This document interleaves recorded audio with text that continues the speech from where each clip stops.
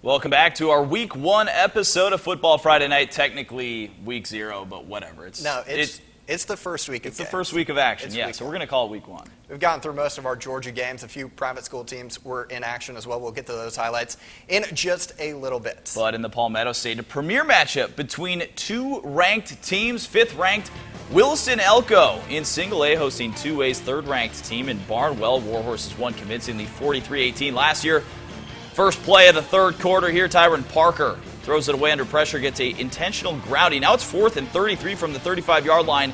Pass incomplete over the middle, but a holding call on Barnwell. So now Williston at the 15-yard line, 4th and 13. Pass to Keyshawn Toney, incomplete, or is it? The official says complete and first down, but then lightning was called and the game delayed.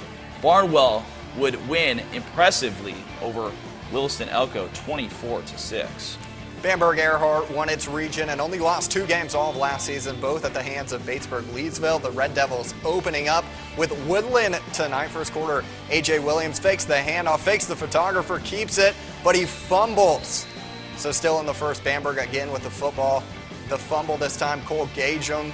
Now Woodland's turn to turn it over on a pass intercepted by A.J. Williams. There's no score in regulation. Bamberg wins this one 7-0 in overtime. As we just mentioned, Batesburg Leesville ended Bamberg Earhart's season last year. Richmond Monetta gets the first shot at them in 2017. First quarter, Batesburg Leesville quarterback Bishop Cannon keeps it for himself for the touchdown, the first score of the game, and it was 7-0. The Trojan defense bounces back, though, after Jalen Derrick makes a good catch. Darren Abney with a big hit to knock the ball loose, and the Trojans take over, but it's the Panthers after that.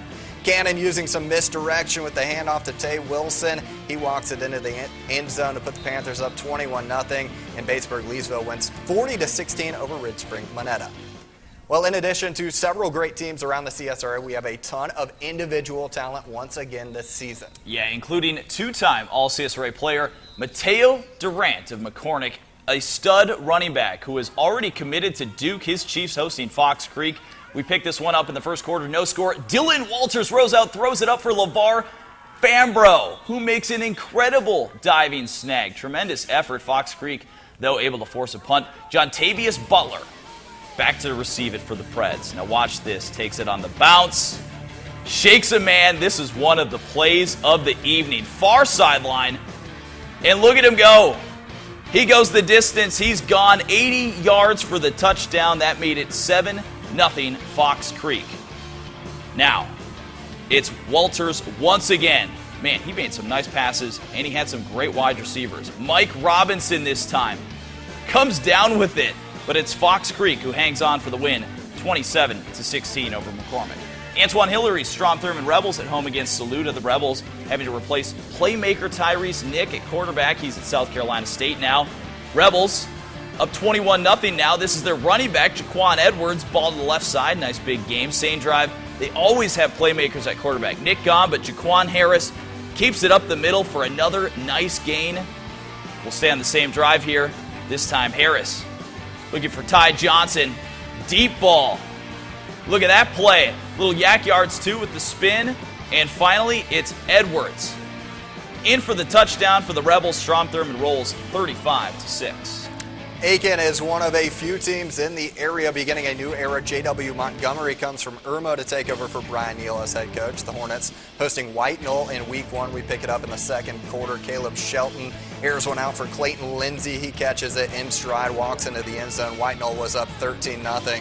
And then in the second half, after another Timberwolves touchdown, Aiken responds in a huge way. Jeremiah Green fields the kickoff deep in his own territory, breaks a tackle, breaks a few tackles, spins, comes near sideline, and he's gone as he takes it to the house for a huge touchdown. But that'd be the only points Aiken would score tonight as they fall to White Knoll. Final score 40-7.